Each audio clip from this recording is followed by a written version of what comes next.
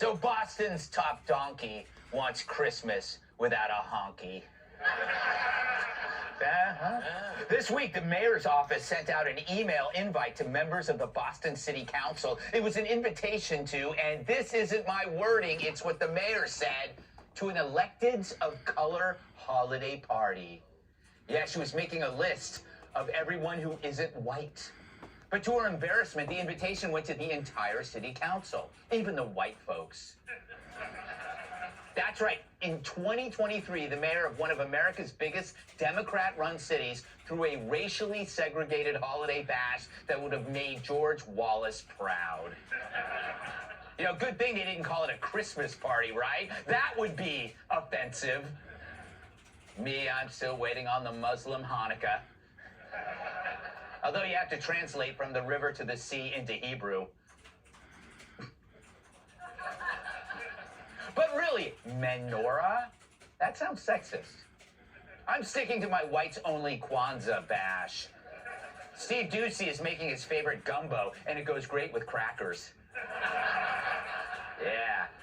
But right after the invite went out, the aide who sent it quickly realized her error and followed up with this, quote, "I did send that to everyone by accident, and I apologize if my email may have offended or came across as so. Sorry for any confusion this may have caused." Now, you notice she doesn't apologize for shunning people for their skin color. There's no apology for that blatant racism. Nope, she's just sorry that the evil white people found out. She made bigotry sound like a clerical error. And don't you love how it's always sorry for any confusion? Sorry, there's no confusion for this. For anyone with a brain, the racism was easier to spot than Dylan Mulvaney at the Million Man March. But I wonder, is the mayor concerned this lends itself to further divisiveness? Are you concerned this lends itself at all to further divisiveness? No, I mean, again, this is a group that has been in place for many, many years. We want to be a city where everyone's identity is embraced and that there are spaces and communities that we can help support. And what an embrace this is, to divide people into non-white versus non-invited. But this division did shatter one stereotype, that Asian people are good at math.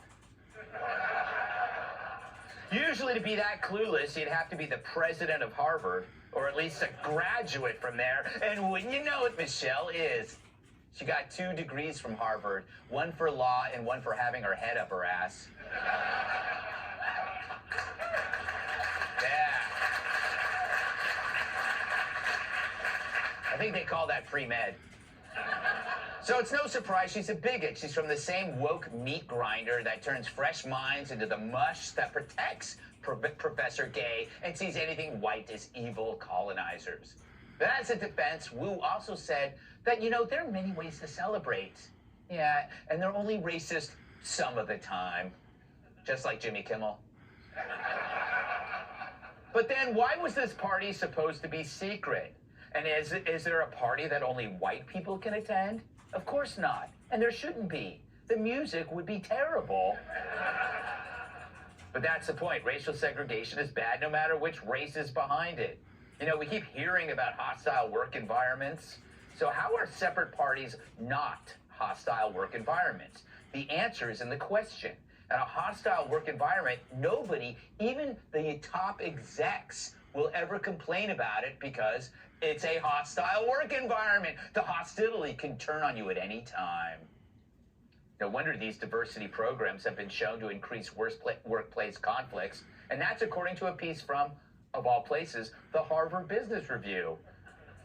But this isn't Wu's first woke disaster. In March of 2022, she said this during a St. Patrick's Day event. Winter was pretty intense. Trial by snow, trial by fire, fighters union. I'm getting used to dealing with problems that are expensive, disruptive, and white. Ah, in your face, firefighters. What?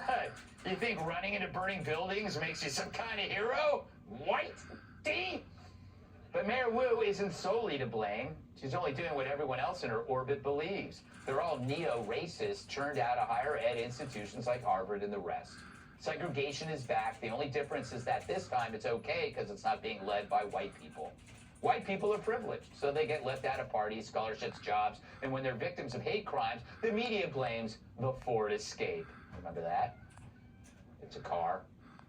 Colleges have black-only safe spaces, days without white people. They're the only ones considered for Biden's VP and Supreme Court picks. And if you're white, good luck dating a Kardashian.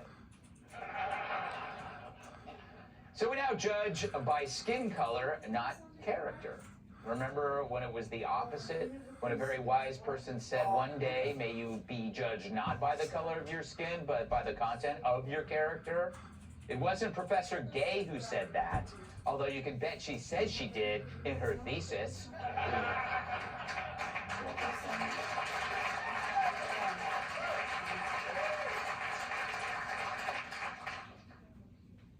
Of course, if you call out Mayor Wu for racism, you'll be called racist.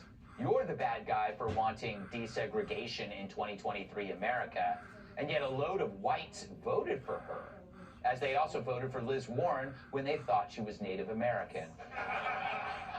Stupid pale faces.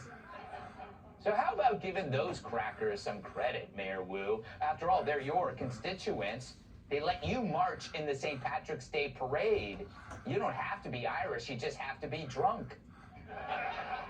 Really makes you wonder how many other American cities are doing this crap. We only know about this one because a staffer screwed up. But give credit to Mayor Wu for destroying Asian stereotypes. She may be the first Asian person in the history of the world with an IQ under 70. I guess the mental illness of liberalism doesn't discriminate, unlike her.